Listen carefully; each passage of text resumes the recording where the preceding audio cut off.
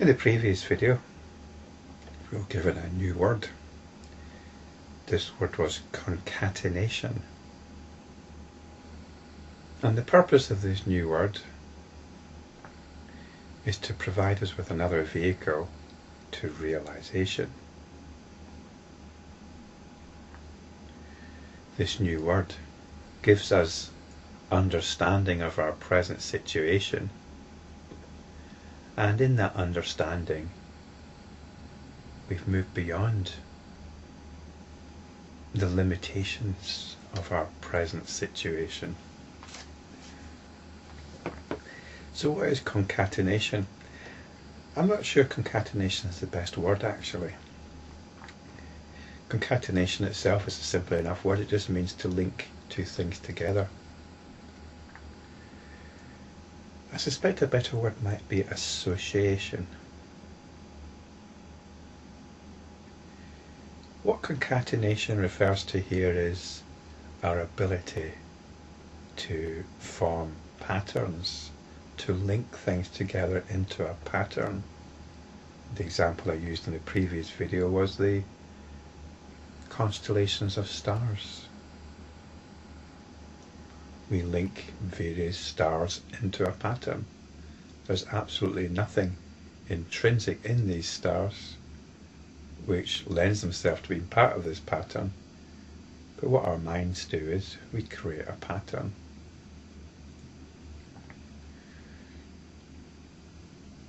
I went on then to look at how the pattern of me, the pattern that is referred to as me, is created. This me pattern is as real as the constellations.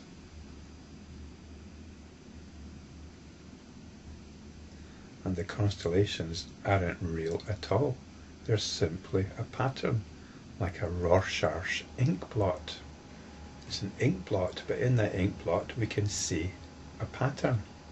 We can see a shape. This is how cognition works. So if we can understand this process,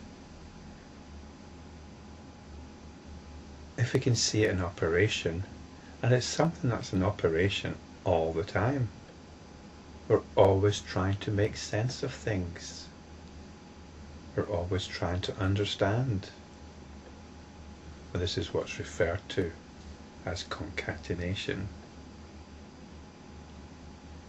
So if we can see this, if we can appreciate and understand this, then we can move beyond it. And this is what the next verse suggests. Verse 601. If there is anything born somewhere apart from concatenation, here is one who is to be recognized as an advocate of no causation, as he destroys concatenation. So if there's anything born somewhere,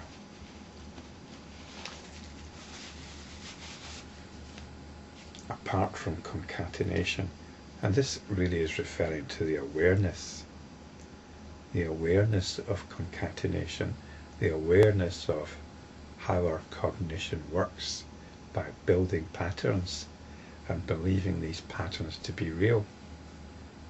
Let's face it, the individual stars of the constellation are useless to us. It's the pattern that's important. It's the pattern that allowed our ancestors to find their way around and to predict the seasons and so on. So these patterns are very important for conventional understanding, but they are not real. And realizing this means that there is something born apart from concatenation. Here is one who's to be recognized as an advocate of no causation, as he destroys concatenation. And this is what causation is, isn't it? Causation is a pattern determined by concatenation. Cause and effect. We see a pattern. That pattern becomes our reality. So let's examine how we look for patterns. Conspiracy theorists come to mind. They're constantly creating patterns and then insisting that their pattern is reality. So in a way, we're all conspiracy theorists. We've all got our idea about what reality is. And in general, we want to insist that our version of reality is the correct one. We want to reinforce the patterns that we perceive. We want to reinforce what we've understood by concatenation or association.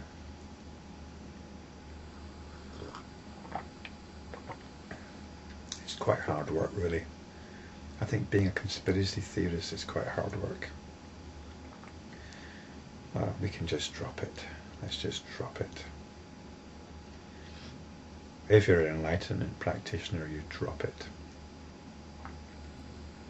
And 602 tells us, if concatenation works from outside, like a lamp revealing all kinds of things, this means the presence of something outside concatenation itself. So concatenation works. It says from outside here, this has been put in by the translator. I don't quite know why. If concatenation works like a lamp revealing all kinds of things, this means the presence of something outside concatenation itself.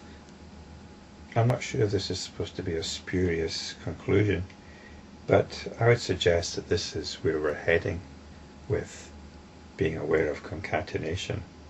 Concatenation works like a lamp revealing all kinds of things.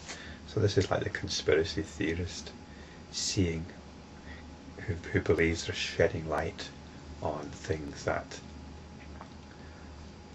have been concealed.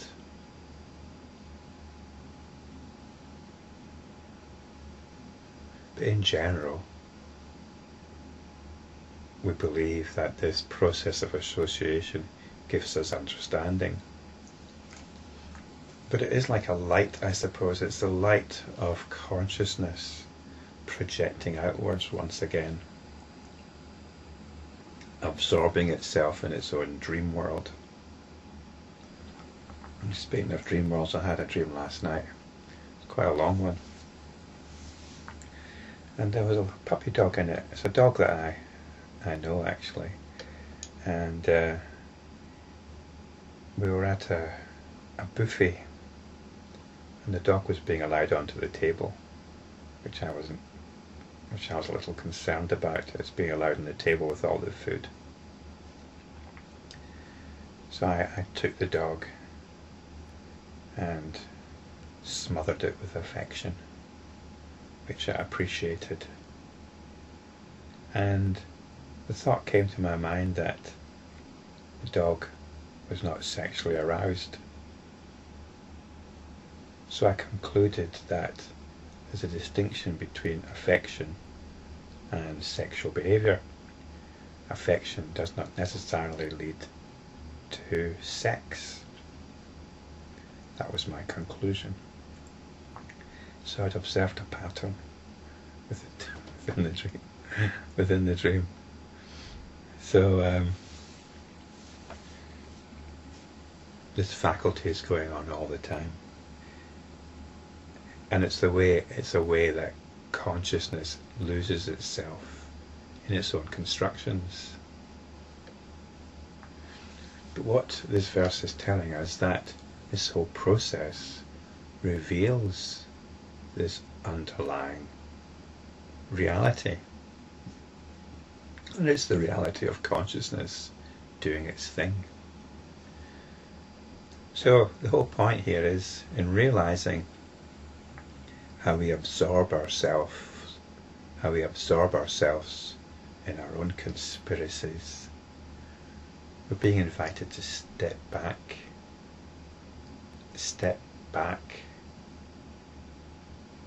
to that which is absorbing itself.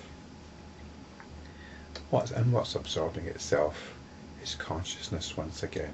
Concatenation is another avenue, another vehicle even, to return us back to our essential no birth. There'll be more about this in the next few verses.